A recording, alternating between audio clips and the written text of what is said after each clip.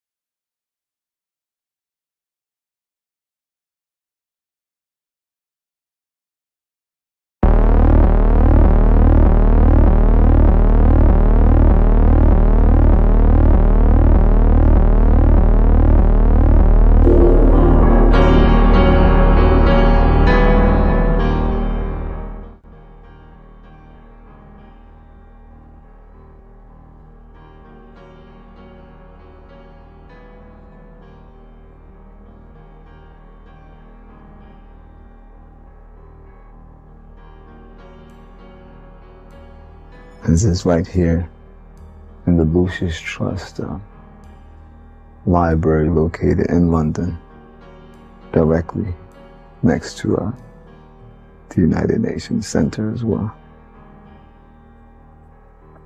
Found this interesting. This is, isn't it? Inside of the library of Lucis Trust. The candid history of the Jesuits. Teachings on yoga. See multiple books here on yoga. Ani Yoga. There's another one. Yogi Philosophy. The Gnostic Gospels. Of course, you have multiple books in here on astrology, telepathy, and just various books on magic, and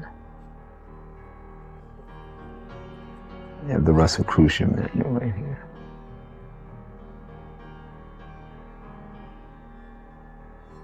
All of these ideologies are in harmony with the Theosophical. They're all in harmony with spiritualism. You are watching things transpire at an unbelievable pace. I marvel at how quickly things are happening and how quickly Bible prophecy is being fulfilled. This is heavy-duty stuff. This is what we were warned about in the Bible. Tragically, most people, the average individual, has no knowledge of the presence of these dark and sinister spiritual forces.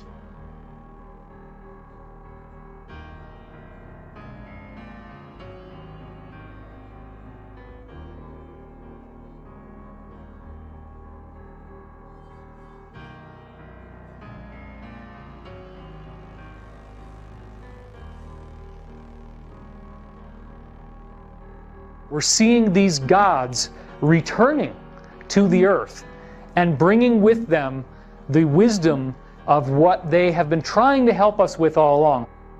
We are saving and will be saving ourselves with the help and the inspiration and guidance of our elder brothers, the Masters of Wisdom.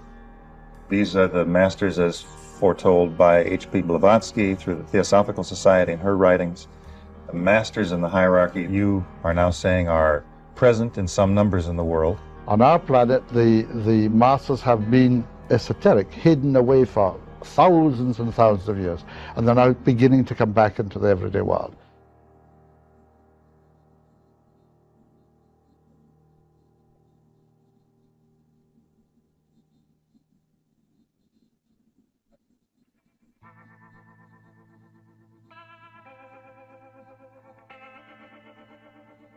Here's the way they look at it. Here's their metaphor. Adam and Eve were held prisoner in the Garden of Eden by an unjust, cruel, and vindictive God until Lucifer set man free from this garden by giving him the gift of intellect. Lucifer, Satan, your devil, he is our Savior. He is the one that saved humankind and allowed us to come into our power and freed us from slavery that the God, Jehovah, Yahweh, Yeshua, whoever you worship, whatever name you want to call him by, the slavery that he was trying to subject us all to, Lucifer freed us from that. So he is the real Savior of mankind. Lucifer is the real Messiah.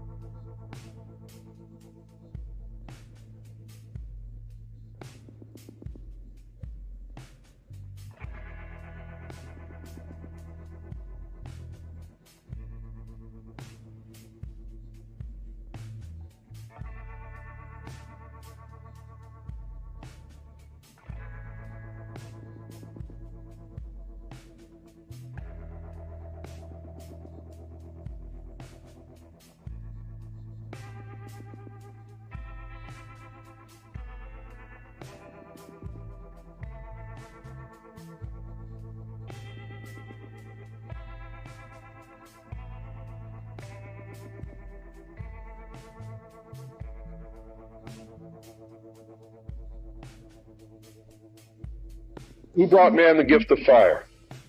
Prometheus. Who was Prometheus? Lucifer. What was the gift of fire? Knowledge, intellect. Through the use of intellect, man will conquer the earth, will conquer nature, and will himself become God. It's taught in every Masonic temple in this land. Every secret brotherhood, every secret society, every mystical temple, every occult organization teaches the Luciferian philosophy. Did you just say that you were Lucifer? I am Lucifer. Okay, define Lucifer for me. Pure, virtuous, wholesome, innocent individual that's out to help people. Lucifer is? Yeah.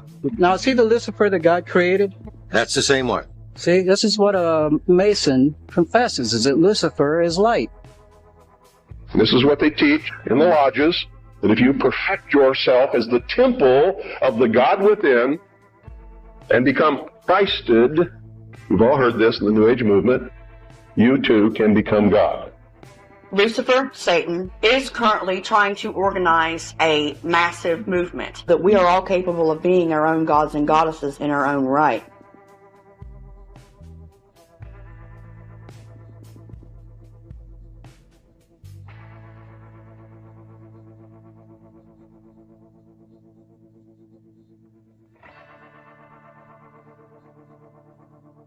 I think that something is happening that is coming up from the bottom of things.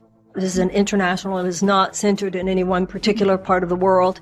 It is not centered in one particular ethnicity or anything else. It is coming up from the bottom of humanity. And I think that there is more of an awakening. We are also granted the gift of experiencing an expansion within our own consciousness. Consciousness itself is God. Individualism is a material, sensorial, biological notion which we can conquer through the expansion of consciousness. We have an obligation for the evolution of our species. Most people see themselves as separate from the world, right, from the universe. But that is actually an illusion. What's evolving is consciousness. Consciousness is the thing that's evolving and creates, and it expands in every way it can. And that's where we're heading. I love what you said about the evolution of the next consciousness, that we're just here to push up. It's not just I think, therefore I am. It's I am, therefore I am. I am all that is, has been, and ever will be. I just am. I am the force with no name and all names. I am all things and I'm no things. I'm everything and nothing. I'm everywhere and nowhere. Because I am all that is, therefore I'm all possibility. We all rejoice as one when any of you find your center and more of what our desire to see mankind do, to be enlightened within themselves. Your consciousness at the very depth of yourself is all the wisdom, all the inspiration, and all of the love that you would ever need or want. The voice of God inside of you. That's the only word of God that matters. Because we, all of us on this planet, have the way within us if we only access that. If you can find that peace and that equanimity within yourself, then you will be the most compatible for this change that is coming. You can harness that potential in yourself, and I see a very, very positive future coming. It's just about time for the unveiling. What is the unveiling, John? The genetic upgrade of the human being. Rise. The whole idea of the fall, that people are fallen. Who made that up? Maybe we're rising. Maybe we're not fallen. But that just keeps everybody in their place believing they're fallen people, you know? Mm. And I think if we actually kind of pulled out from that thinking and saw, just really reframed who we are and reconceived who we are, like actually we're rising people, not fallen people. This is what the so-called second coming actually is the awakening within each and every one of you of your own Christ consciousness, your own Buddha nature, your own Krishna spirit, your own holy Wavoka. You have power. Exercise it. There's no messianic return. It's a consciousness awakening that's happening in each person. This is a future that we create. So religion's out. If we are going to be conscious, then religion's gone. Because we are amazing, infinite, eternal genius. We'd all love to be gods, wouldn't we?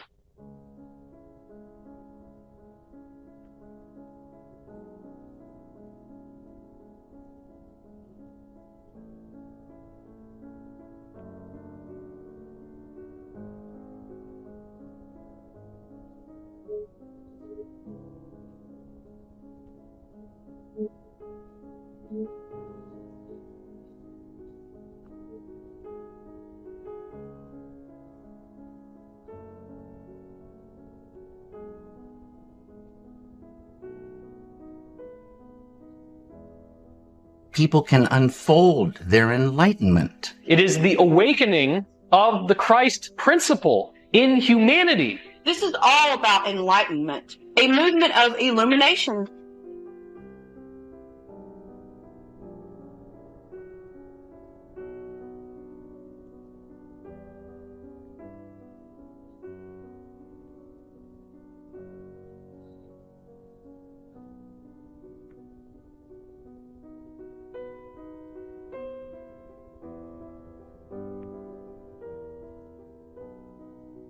I have to tell you this, and you may think I'm nuts if you want to, but this is the truth. Either these men are following the book of Revelation, just like a plan, and bringing the prophecies in there to pass, or there really is a God, and what he said was going to come to pass is coming to pass. It has been. Wait. Have you felt it?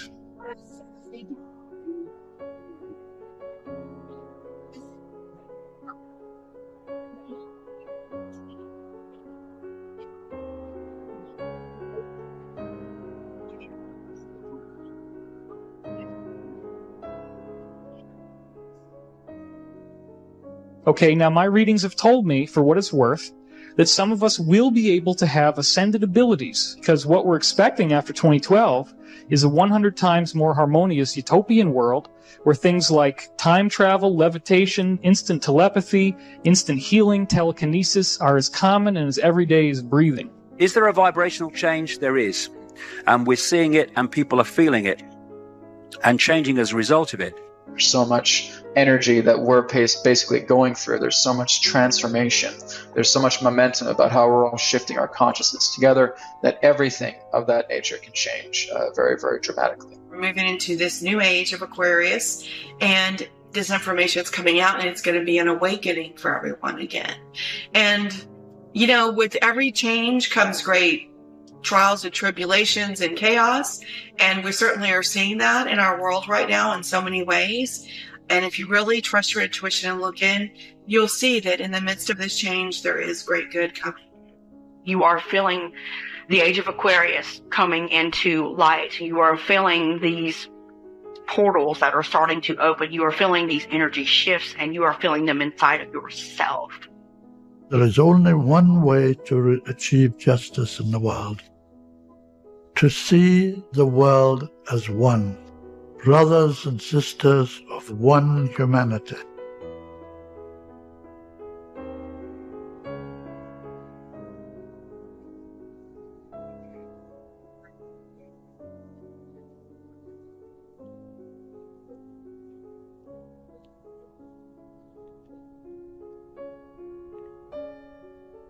Millions of people believe that on December 21st, 2012, a new astrological age began that would see a sharp rise in human consciousness and spiritual awareness, and during which a peaceful global utopia would finally begin to come to fruition. This is the enlightened society that philosophers and spiritual thinkers the world over have been longing after for centuries. Over the past 100 years, a spiritual movement has gained global influence in raising interest and awareness of this new age, and has been very successful in bringing together the various spiritual and religious traditions of the world under one common banner, known as the New Age movement. In his book, The New Age Movement and the Biblical Worldview, author John Newport concisely describes the essence of the New Age movement. A person's initial impression of the New Age movement, he writes, is of an eclectic hodgepodge of beliefs, practices, and ways of life. The mysticism of Buddhism, Hinduism, Islam, and Taoism enters the picture. So do elements from pagan teachings, including Celtic, Druidic,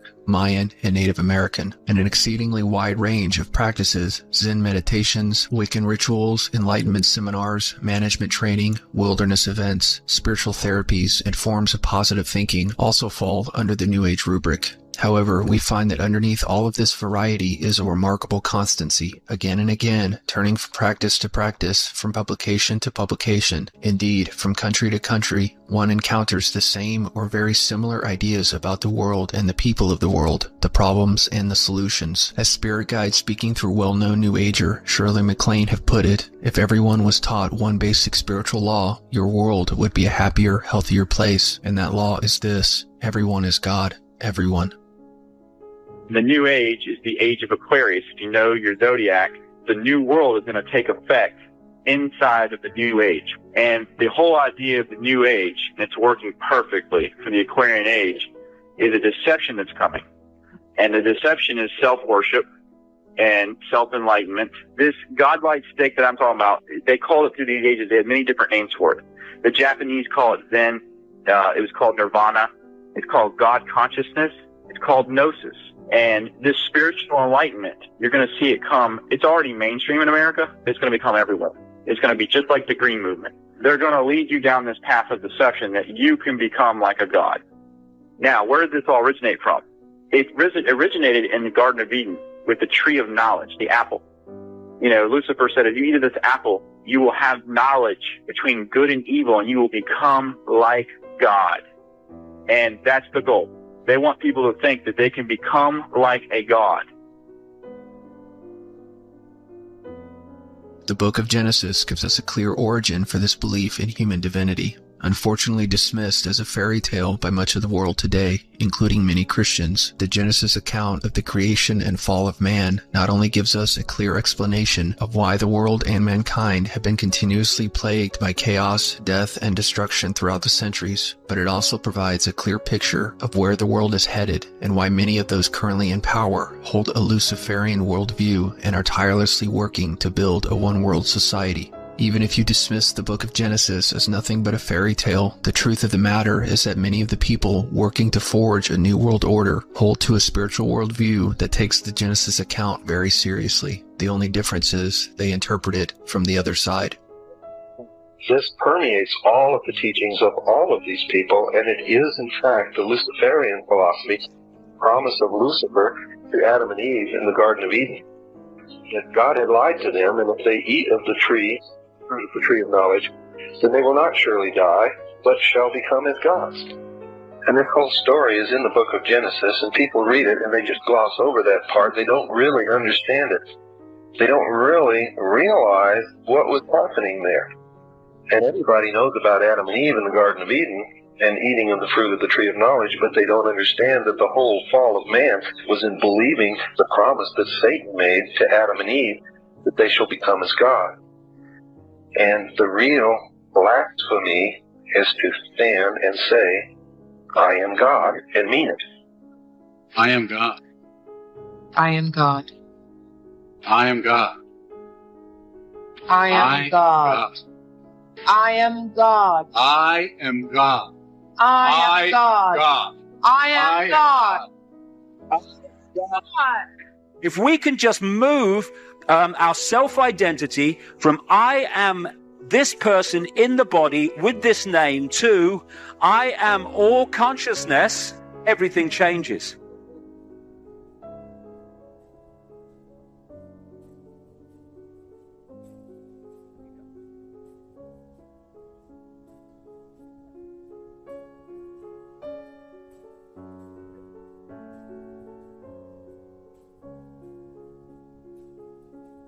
Ever since his fall from heaven, Satan has attempted to steer mankind away from God with the temptation that they themselves can achieve godhood. This is what he ultimately accomplished in the Garden of Eden. But it did not stop there. The Luciferian lie has been the common element or uniting thread that connects almost every other religious and spiritual tradition other than Christianity. For centuries, these various religious and spiritual traditions have remained separated by time, geography, and culture. But today, with the help of technology and improvements in communication, they are being brought together in further unity under the banner of the New Age movement, which has been incredibly successful in perpetuating the Luciferian lie to a wider audience that might not otherwise be interested in religious ideas. New Agers are anxiously awaiting the arrival of the next world teacher, who they call the Christ. According to them, this Christ is not the Jesus Christ of the New Testament Gospels, but a spiritually powerful man who will embody the Christ energy. In fact, those within the New Age movement have been quite open in expressing that this Christ who will return is not the Jesus Christ of the New Testament.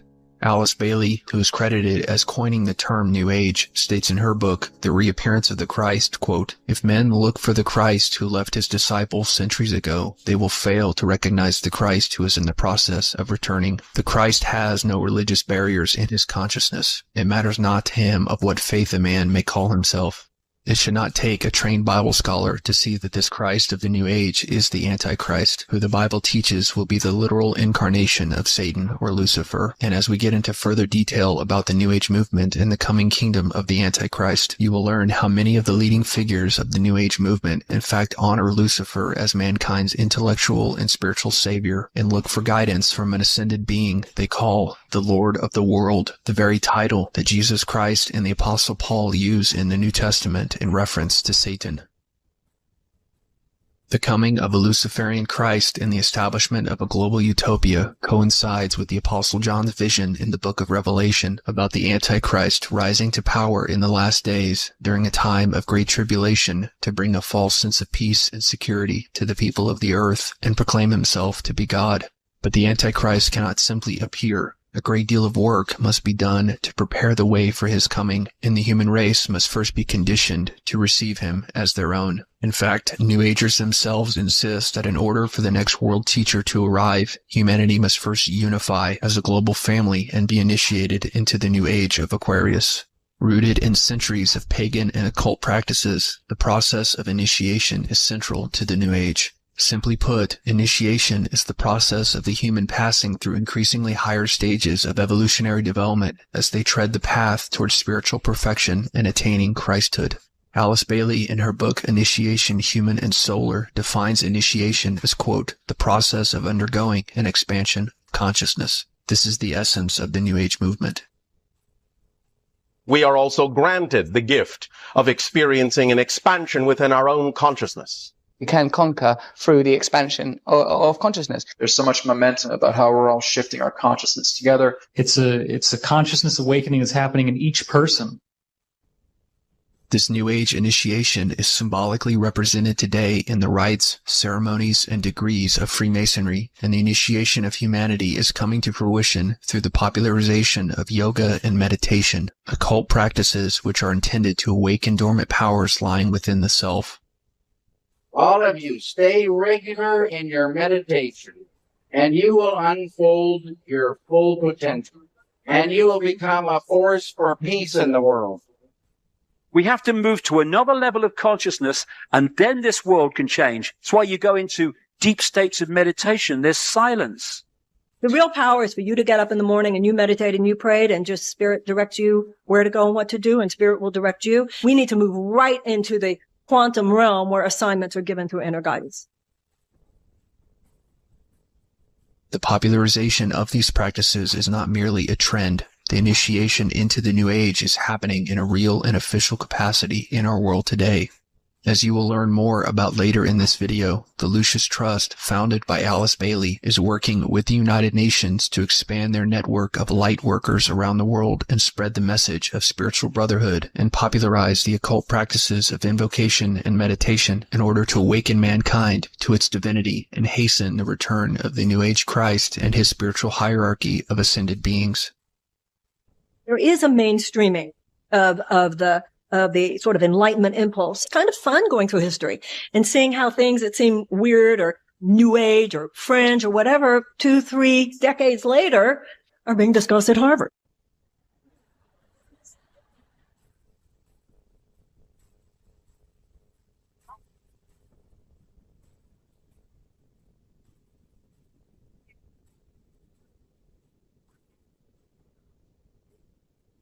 At this time of planetary transition, there's a lot of chaos and confusion, and the emerging light is revealing the rather dualistic nature of the human condition.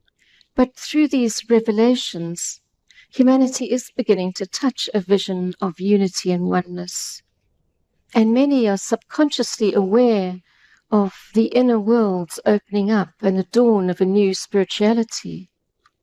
And the New Age movement, of course, has developed now with all its many facets, both good and bad. And at the heart of this movement is the idea of a new world based on love and sharing.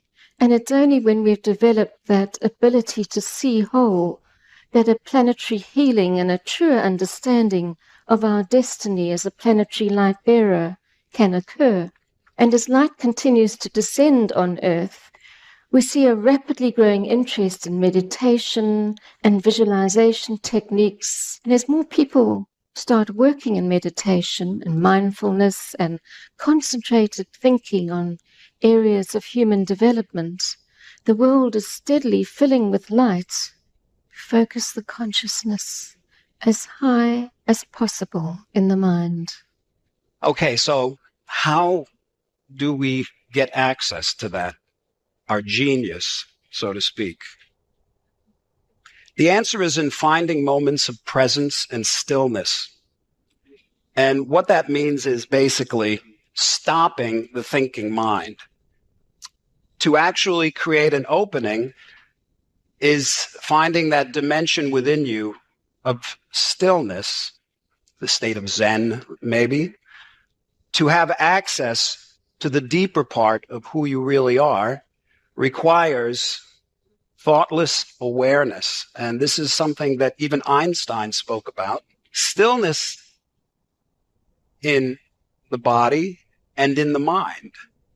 That's what meditation traditionally is. Properly understood, it is a technique to pull the awareness from the outwardly directed senses powerfully within, to experience deeper levels of mind, simpler, quieter, more unified levels of the thinking process, and then slipping beyond thought, that's where the transcendental comes in, beyond thought altogether to experience this universal unity at the basis of mind and matter. So we can access neurologically in our own minds the unifying field of creativity from which all energy and matter has come, perhaps even the cosmos and universe itself. Is that what you're saying? That's right.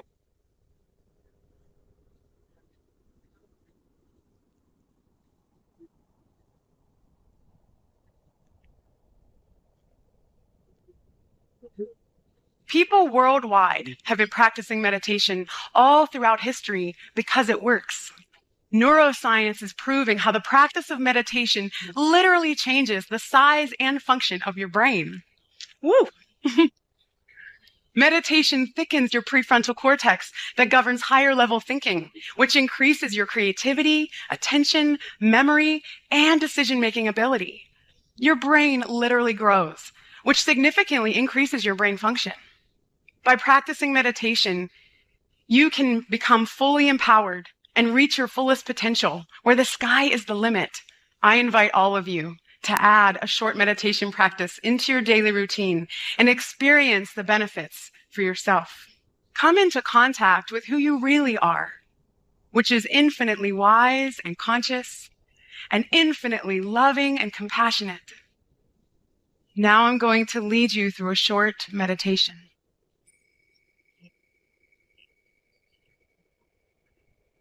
These 10 and 11-year-olds are focusing on their breathing and learning to let go of any destructive thoughts.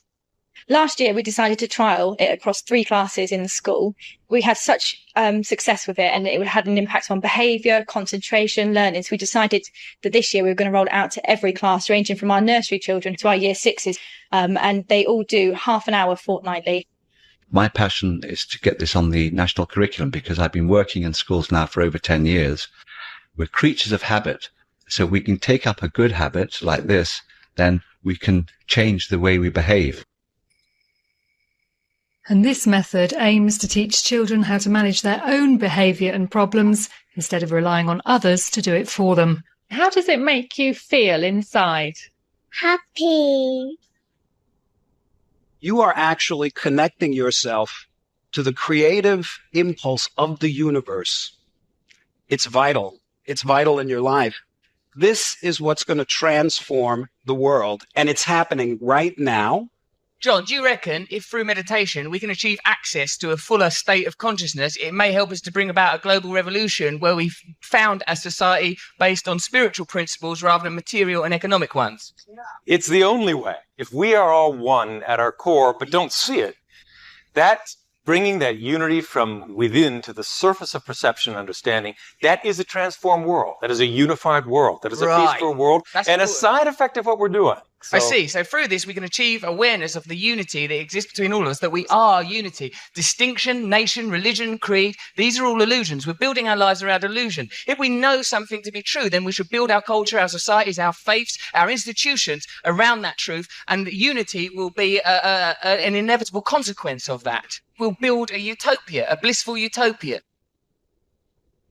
Humanity is indeed being further initiated into the New Age. Not only are the practices of yoga, meditation, channeling, and invocation becoming more commonplace and everyday, but across the political, religious, and cultural spectrums, people of great influence are calling for the unification of humanity, urging people to drop their religious and national identities and to come under the banner of universal brotherhood and spiritual interconnectedness. Alice Bailey, confirming that this unification of humanity is also part of the initiation into the New Age, stated, quote, "Each initiation marks the passing of the pupil in the hall of wisdom into a higher class, marks the clear shining forth of the inner fire, and the transition from one point of polarization to another entails the realization of an increasing unity with all that lives in the essential oneness of the self with all selves." According to New Agers, humanity is beginning to unify because we are now in the age of Aquarius. The belief is that as we move further into the astrological age of Aquarius, universal and cosmic energies are being activated and released, and that humanity, as being one with the universe, will begin to feel these energies too. These energies will fuel the physical and spiritual evolution of humanity as it becomes more and more aware of its innate divinity and of its potential to reach newer, more godlike levels of consciousness. This realization of human divinity will be the main motivation for the people of the world to unify in the name of cosmic brotherhood, as humanity finally recognizes its true place within a cosmos bustling with other biological and spiritual life who wish to share in mankind's spiritual awakening. And once the majority of mankind has embraced their own inner godhood and rejected the dogmatic, close-minded teachings of the Bible, the Aquarian Christ will return with a new revelation and help move humanity forward as a united and spiritually awakened family toward a new, brighter, and more enlightened future. The energies of Aquarius, mounting in potency, will draw humanity together and make possible that sense of oneness, of being part of the whole. Each one of us will see, and Maitreya, you will find, will implement this idea, make it powerful in our consciousness that humanity is one, that we are brothers and sisters of that one humanity. So many things are resurfacing. We are moving away from this separation consciousness and moving into unity. Oneness consciousness. The solar flares, the vibrational frequency is actually awakening all of us, and we're awakening as one. We need to come together in mutual acknowledgement that we're all the same consciousness having different experiences. The change consciousness is about oneness, unity of everything. And there is the beginning of a glimmer of a new light.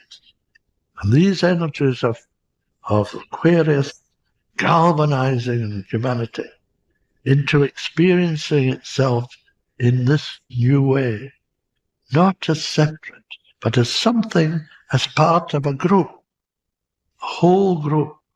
When humanity sees itself even as potential gods, it will learn to demonstrate cooperation, and justice will flourish, and therefore peace will flourish, and the end of war will become a reality.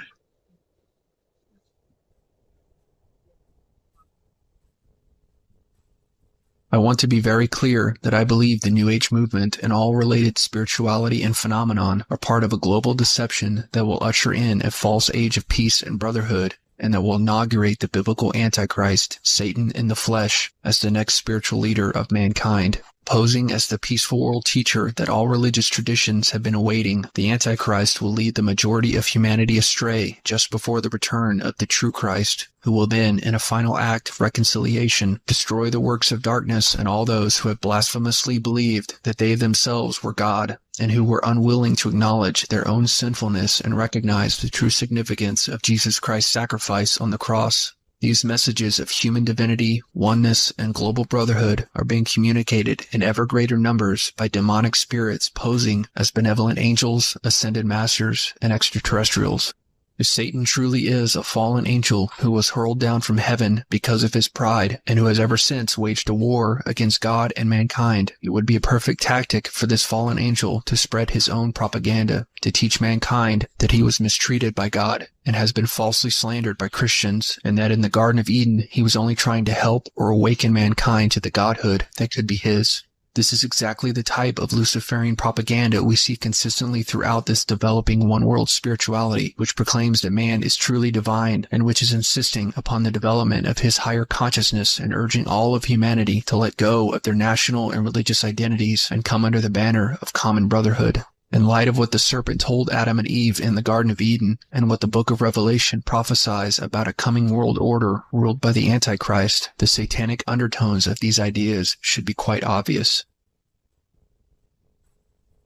The age that we are leaving at this point in time is the age of Pisces.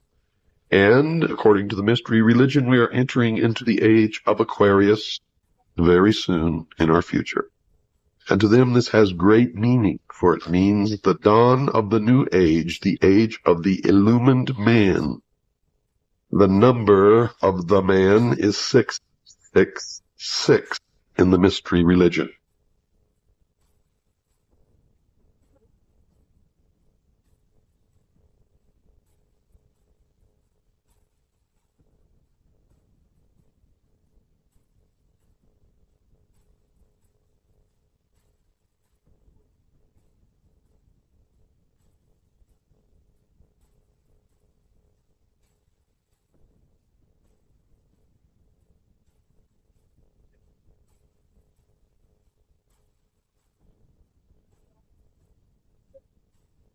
Because the soul and spirit within you, yeah, the spark of the divine that is you, dear friends, yeah, has called you forth to be the fullness, the wholeness, and the glorious expression of your true human spiritual self in this lifetime. And again, thanks so much for your feedback, including the people that tell me I'm going to hell or I'm working for Satan. That always puts a smile on my face.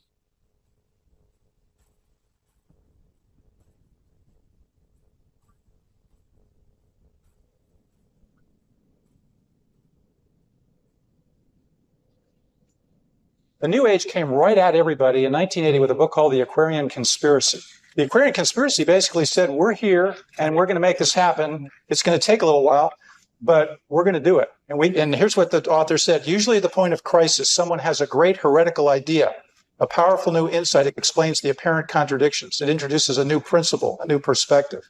Given the superior scope of the new idea, we might expect it to prevail rather quickly, but that almost never happens. The problem is that you can't embrace the new paradigm unless you let go of the old. If these discoveries of transformation are to become our common heritage for the first time in history, they must be widely communicated. They must become our new consensus, what everybody knows. In the book of Matthew, when it says, while men slept, the enemy came and sowed tares. That's what's kind of happened. A lot of people think that the New Age was something that happened back with Shirley MacLaine. That is exactly what the devil wants you to think of the New Age. It's just Shirley MacLaine running down the beach with crystals or whatever, saying, I am God. And there were a lot of introductions that were made in the 80s, but it's never stopped. It's just become bigger and bigger. But they are no longer referring to themselves as the New Age. They're now referring to themselves as the new spirituality. And many are subconsciously aware of the inner worlds opening up and the dawn of a new spirituality. But the reason spirituality matters is because spirituality gives you a context for rejoicing in the infinite possibilities. In my own career, people used to come hear me say things they didn't already know. Those days are over. We've all read the same books. We've all listened to the same tapes. The very fact that you're where you are, by definition, this isn't that you're coming to something like this to hear something new. We are rather coming to nights like tonight to access more deeply the things which by now all of us already know. I remember when I first came into the faith, a friend of mine, Will Barron, who had come out of the New Age, said that in England, where he was from, all this stuff was rampant. But at that stage, back in the mid-'80s, it was just sort of working its way in through people like Shirley MacLaine and M. Scott Peck, and then eventually the huge force of Oprah Winfrey. But we're now there. We're where things are just exploding all around us, and there's so many things happening that sometimes it's hard to keep track of it. When I was in the New Age, I went to an Edgar Cayce conference. We used to do our daily meditation, and it would start off with Psalm 46:10. Be still and know that I am God. A lot of people think that the New Age is like all these different things. Well, there's a bottom line. And the bottom line is that we are all one because we are all God, because we are all Christ. God is in everyone. I told my wife, I said, these guys are all saying the same thing. It doesn't matter if you're meditating, doing TM in India, or whether you're, watching Oprah. You've got the same bottom line philosophy. M. Scott Peck in that book said, to put it plainly, our unconscious is God, God within us. We were part of God all the time. You've got Shirley MacLaine, and then you've got Oprah Winfrey in 1987 on a show with Marilyn Ferguson, who wrote The Aquarian Conspiracy. She said, what I would recommend is that you read Eric Butterworth's book, Discover the Power Within You. Butterworth talks about the divinity of man over 100 times in that book. And when I was through with the good books in the store, and they had lots of good books, I found another line of books. And the books were by Baptists, Catholics, Episcopalians, Presbyterians, Mennonites. And the books all sounded far more like each other than they did the respective teachings of their respective denominations. We need a transformation. We need to see ourselves as part of an interconnected whole. And I wondered, where were they getting this? I thought for the very first time in my life that maybe I should write a book. And I was going to call it, my original thought was, call it, Come Out of Her, My People, the growing apostasy of American religious life.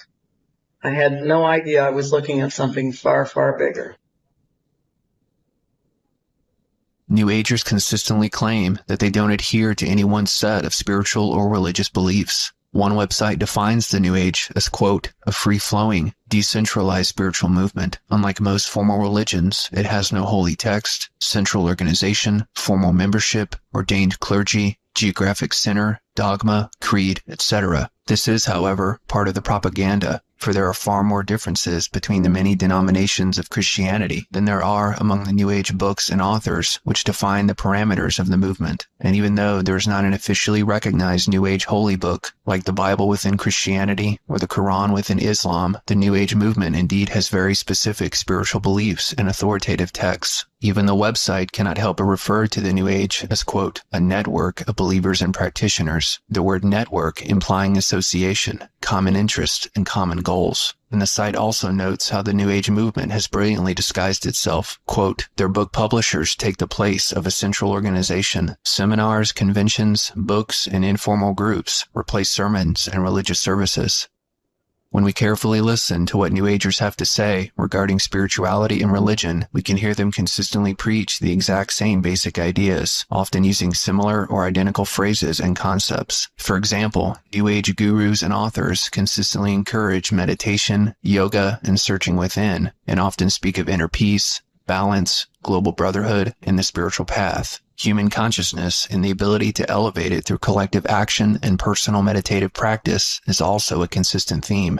Indeed, the New Age movement has very specific ideas and central tenets about God, humans, and the world, and for those familiar with its terminology, it is a very easy movement to define and identify. This is because the New Age movement is not new, but is rather a modern-day rebirth of a very specific set of ancient occult teachings. Still, New Agers try to paint their movement as being simply an amalgamation of various aspects from all the world's religions. The truth, however, is that the New Age always rejects the central beliefs of biblical Christianity, especially the notions of original sin and exclusive salvation through Jesus Christ. If the New Age movement truly recognized all religions as legitimate paths to God, as it claims to do, then it would honor biblical Christianity as another spiritual path. But as you will see, many New Age leaders devote much time to deliberately speaking out against the Bible and its presentation of Jesus Christ as the only begotten Son of God and the only legitimate path to heaven. The New Age pushes an entirely different kind of Jesus. Oprah Winfrey, this year, I don't know what the significance was, but she started teaching the Course in Miracles with Marianne Williamson. The Course in Miracles is teaching supposedly from Jesus, channeled through a psychologist in New York City. I was involved in it. I believed it. I did it. And that Jesus it's like the Bible upside down. My guest today is Marianne Williamson. Many of you know who she is because thousands of people every week, poor people and rich people and lots of celebrities, go to hear Marianne Williamson speak in Los Angeles and also in New York City. And what she talks about is based on a set of books. Many of you have heard about them, called A Course in Miracles. Marianne has become a teacher, a leader in the philosophy that I personally know could change the world. He says the journey to the cross is the last useless journey. Do not make the pathetic error of clinging to the old rugged cross. Am I the Christ? Oh yeah, and you are too. There's no sin, there's no devil, and basically the atonement is knowing that you don't need salvation because you never sinned. Atonement is an internal, going to God with our sins.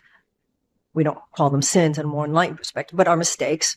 But it was the consciousness of Moses. It was the consciousness of Buddha. It was the consciousness of Jesus. So what happens is that Buddha and Jesus and Moses and any of the great religious figures, they are doors. They are there's only one door, and they're all names on the door. That you go through, and then you are taken to that place. Now, that's not Shirley MacLaine running down the beach with crystals. This is heavy-duty stuff. This is what we were warned about in the Bible. She quoted from a book called The Aquarian Gospel of Jesus the Christ. And this was about Jesus, obviously the jet setter. He wasn't hanging around Palestine. He was traveling to India and China. And the Aquarian master sitting in council had told us that Jesus was not always the Christ, that just as Jesus had earned the degree Christ by a life of strenuous service and equipping himself to find the Christ consciousness, just as Lincoln was not always president, Edward was not always king, neither was Jesus always the Christ. He had earned the degree Christ by these certain practices. And they had John the Baptist was also out seeking wisdom, and he also had pagan masters. This is what the quote Christian books were also talking about. I've since collected some. One was SPCK, Society for the Propagation of Christian Knowledge. It was from England, and they actually told us we should pay heed to Benjamin Creme and Alice Bailey and Helena Petrovna Blavatsky.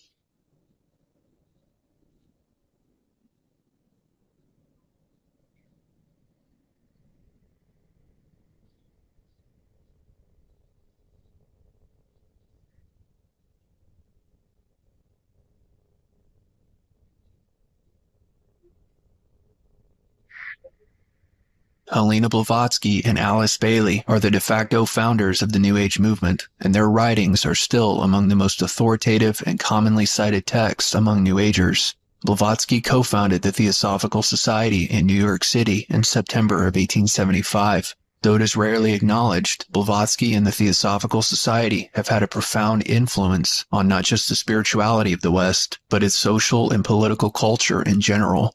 Author Gary Lachman notes some of the prominent figures that have been influenced by Blavatsky. Quote, for the poet W.B. Yeats, who knew her in her last days in London, she was like an Irish peasant woman, and for the novelist Kurt Vonnegut, writing in McCall's magazine in 1970, she was the founding mother of the occult in America. The poet T.S. Eliot, the artist Wassily Kandinsky, the inventor Thomas Edison, the creator of Oz, L. Frank Baum, and Mohandas Gandhi were only some of the people who over the years sat, figuratively or otherwise, at the incomparable Madam's feet. Theosophical historian K. Paul Johnson also speaks to this. Quote, a remarkable feature of Theosophy's history is the disparity between its minuscule membership and its vast and varied cultural influence. Blavatsky's ideas inspired leading figures in the development of modern art. Political activism in colonial India and Ceylon owed an immense debt to theosophical influence. In the West, many social movements, such as educational reform, women's suffrage, and abolition of capital punishment, were advanced by the efforts of early theosophists. The Society's utopian aims have been very clear from its inception, as one of its stated objectives is, quote, to form a nucleus of the universal brotherhood of humanity without distinction of race, creed, sex, caste, or color. Blavatsky insisted that, quote, this society was organized on this one principle, the essential brotherhood of man, and that a true theosophist, quote, must strive to realize his unity with the whole of humanity. Bringing that unity from within to the surface of perception and understanding, that is a transformed world. That is a unified world. We are unity. Distinction, nation, religion, creed, these are all illusions. We're building our lives around illusion. We'll build a utopia, a blissful utopia. This universal brotherhood of man would be predicated on the occult principle that despite appearing different in their outward forms, all religions taught the same basic spiritual laws, a fact known and practiced in ancient times by a select group of initiates who guarded this knowledge.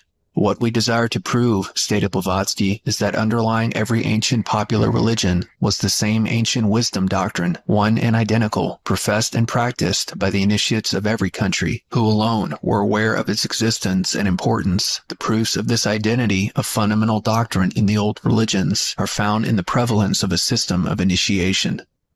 To bring to light this ancient wisdom doctrine at the basis of all the world's religions was the main goal of Blavatsky's most notable works, The Secret Doctrine and Isis Unveiled, which are grand accumulations of occult and esoteric teaching from all over the world. The main inspiration for Blavatsky's work came from beyond the physical world. Through a process called channeling, Blavatsky came into spiritual contact with ascended beings who communicated to her thousands of pages of occult knowledge regarding the spiritual history of mankind and its evolutionary development.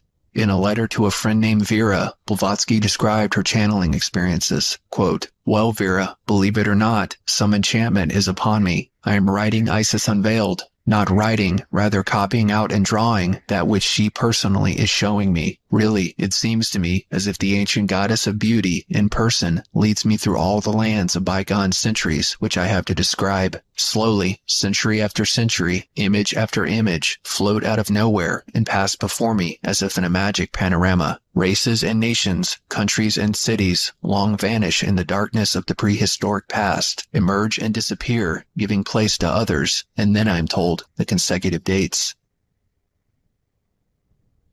Blavatsky and her followers have insisted that what is contained in her writings is not new knowledge, but merely a modern-day expression of age-old teachings that were once universally known and practiced, but have largely been forgotten and dismissed since ancient times. Blavatsky believed her work to be the rebirth of that body of ancient esoteric teachings collectively known as the Ageless Wisdom, Ancient Mysteries, or Mystery School teachings. The wisdom religion was one in antiquity, and the sameness of primitive religious philosophy is proven to us by the identical doctrines taught to the initiates during the mysteries, an institution once universally diffused.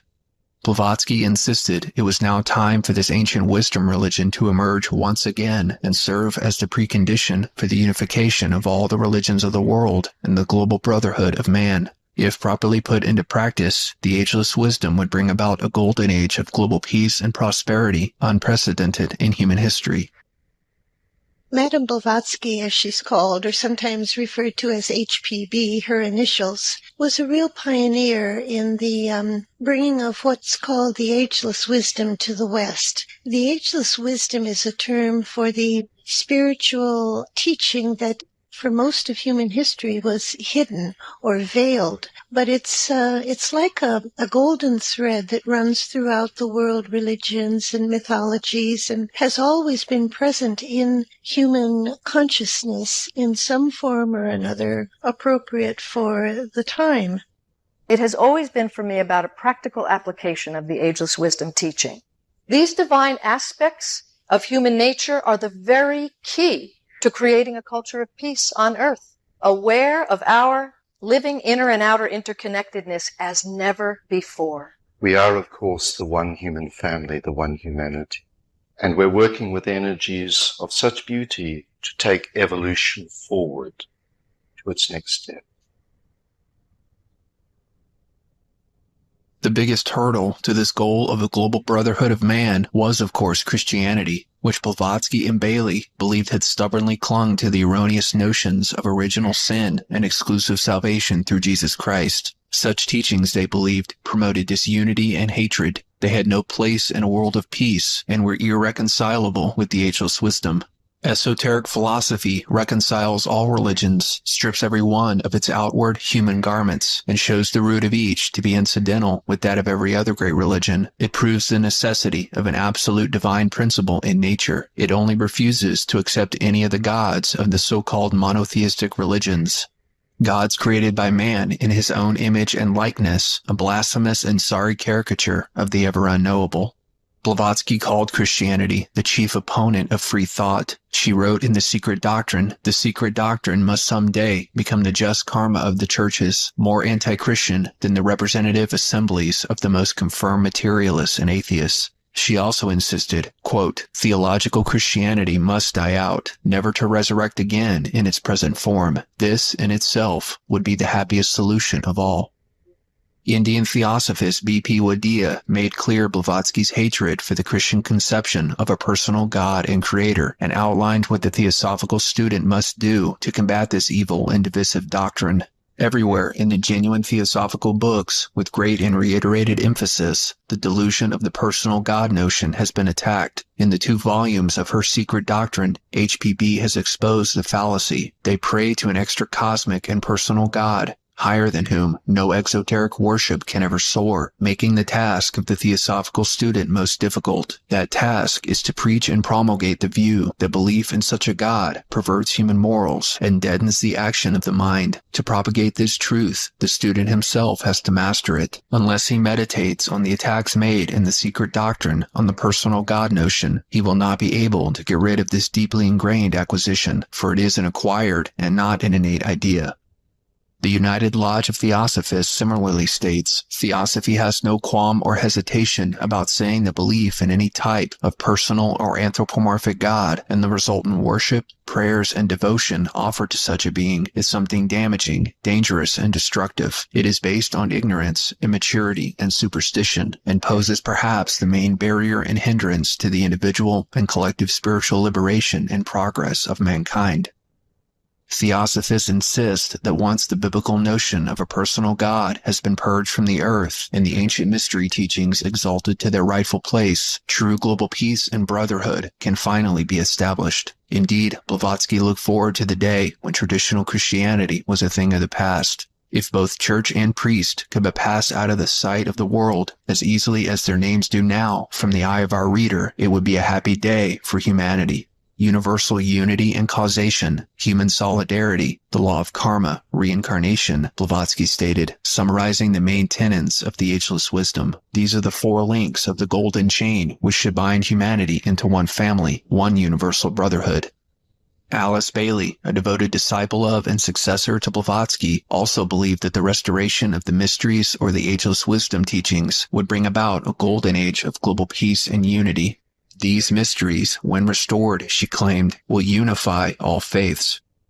In 1922, Bailey solidified the influence of the Theosophical Society in America and the rest of the world by founding the Lucis Trust, a non-profit organization which has consultative status with the United Nations. Originally named Lucifer Publishing Company, the trust has been used as a means of publishing and disseminating Bailey's 20-plus volumes on the ageless wisdom. Bailey also founded the Arcane School, an offshoot organization of Lucis Trust, as an education center aimed at, quote, training in New Age discipleship. As I will discuss more throughout this video, both of these organizations are alive and well to this day, in consort with the United Nations, helping to advance mankind's initiation into the age of Aquarius. Look at the case of Alice Bailey. Here was somebody who had no background in literature and writing books, yet was able to turn out 20 major books that are all still in print and are all still affecting people, that have become a ground and base for so much of the esoteric tradition in our time. Mrs. Bailey, as you know, started working in a theosophical center on the West Coast. She had a mission, she had a calling, this wonderful interconnectedness that she believed so passionately for.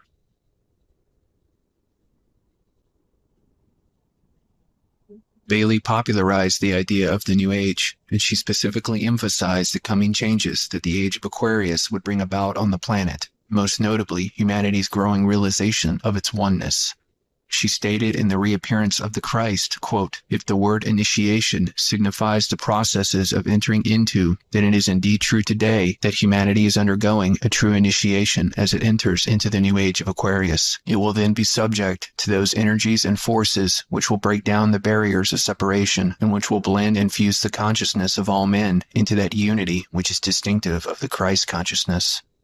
Like Blavatsky, Bailey saw traditional biblical teachings as the main hindrance to the unification of the world, and she was confident that the New Age Christ was adamantly working to reverse the damage caused by centuries of Christian dogma.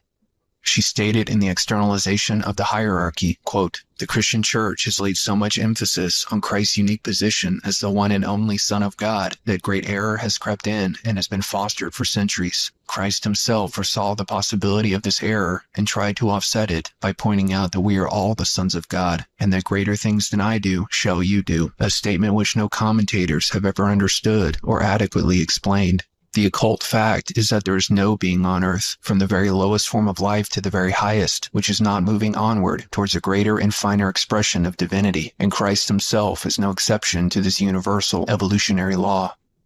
Denying that Christ's death on the cross literally happened or had any significance whatsoever, she stated, "It must be remembered that it is the teaching given by the Christ which saves humanity, not any symbolic death upon a cross. Men must save themselves by their reaction and their response to the teaching given in its purity by the Christ." She also denied the existence of hell, stating, quote, "There is, as you well know, no angry God, no hell, and no vicarious atonement. There is only a great principle of love animating the entire universe. This teaching about hell is a remainder of the sadistic turn which was given to the thinking of the Christian Church in the Middle Ages, and to the erroneous teaching to be found in the Old Testament about Jehovah, the tribal god of the Jews. Jehovah is not God. As these erroneous ideas die out, the concept of hell will fade from man's recollection, and its place will be taken by an understanding of the law which makes each man work out his own salvation upon the physical plane, which leads him to right the wrongs which he may have perpetrated in his lives on earth, and which enables him eventually to clean his own slate.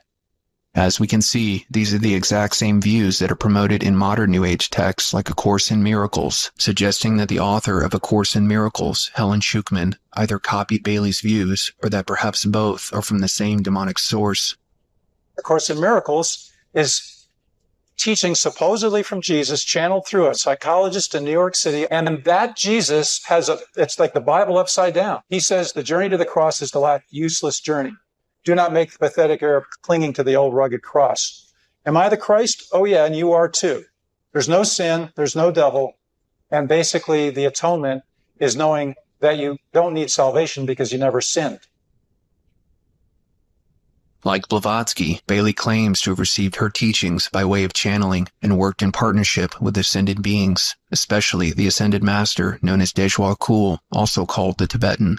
Alice Bailey's husband, Foster Bailey, noted the spiritual source of his wife's teachings. Quote, "Modern esotericism is a new phenomenon in the Western world, pioneered by the Tibetan teacher Dejwa Kul, working with H.P. Blavatsky. Again, this time working with Alice Ann Bailey, the same master teacher has provided the interim teaching needed for conscious entry into the new Aquarian age."